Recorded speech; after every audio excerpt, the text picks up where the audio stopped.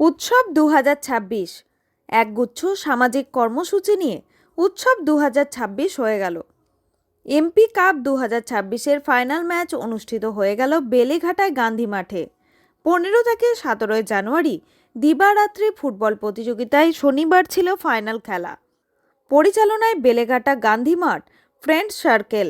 এই সামাজিক উৎসবে সমাজের পিছিয়ে পড়া ২০০০ মানুষের মধ্যে শীতবস্ত্র বিতরণ, গুণীজন সংবর্ধনা, ২০২৫ সালের মাধ্যমিক ও উচ্চ মাধ্যমিক ১০০ কৃতী ছাত্রছাত্রীদের সংবর্ধনা, ওয়ার্ডের বিএলএ 2দের সংবর্ধনা প্রদান করা হয়। সমগ্র অনুষ্ঠানের প্রধান উদ্যোক্তা বিশিষ্ট সমাজসেবী রাজু নস্কর। এদিনের অনুষ্ঠানে উপস্থিত ছিলেন উত্তর কলকাতার সাংসদ সুদীপ বন্দ্যোপাধ্যায়, ছিলেন সাংসদ জুন মালিয়া, রাজ্যসভার সাংসদ তথা রাজ্য আইএনটিটিইউসির সভাপতি ঋতব্রত বন্দ্যোপাধ্যায়, যাদবপুর লোকসভা কেন্দ্রের সাংসদ সায়নী ঘোষ, তৃণমূলের মুখপাত্র কুণাল ঘোষ, কলকাতা কর্পোরেশনের মেয়র পরিষদ সদস্য স্বপন সমাদ্দার, পুরপিতা শান্তিরঞ্জন কুণ্ডু, স্থানীয় পুরমাতা অলোকানন্দা দাস, বিশিষ্ট রাজনৈতিক ব্যক্তিত্ব অলোক দাস, স্বরাজ নস্কর সহ বিশিষ্ট ব্যক্তিবর্গ। এদিনের ফাইনাল দুই দলের মধ্যে ফুটবল প্রতিযোগিতা হয় টান টান উত্তেজনার মধ্য দিয়ে।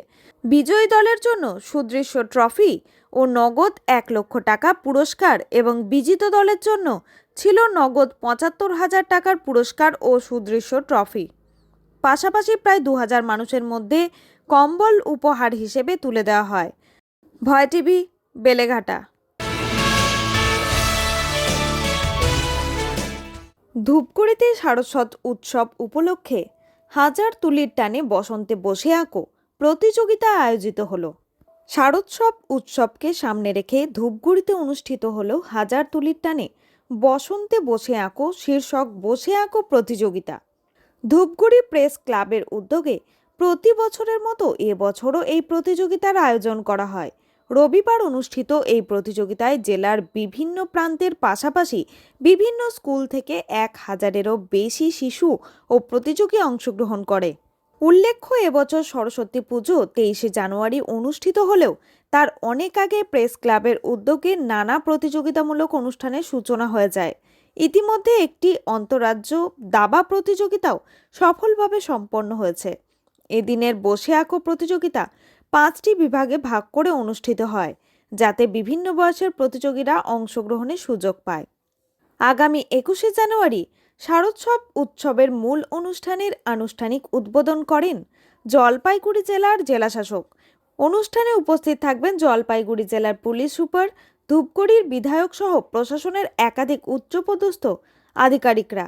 উদ্বোধনী অনুষ্ঠানে দিন দুস্থদের মধ্যে কম্বল বিতরণ করা হবে। পাশাপাশি থাকছে গণ হাতেখড়ি অনুষ্ঠান ও আমন্ত্রিত শিল্পীদের মনোজ্ঞ সাংস্কৃতিক পরিবেশনা। ২৩ জানুয়ারি সরস্বতী পুজোর দিন অনুষ্ঠিত হবে বিশেষ সাংস্কৃতিক অনুষ্ঠান।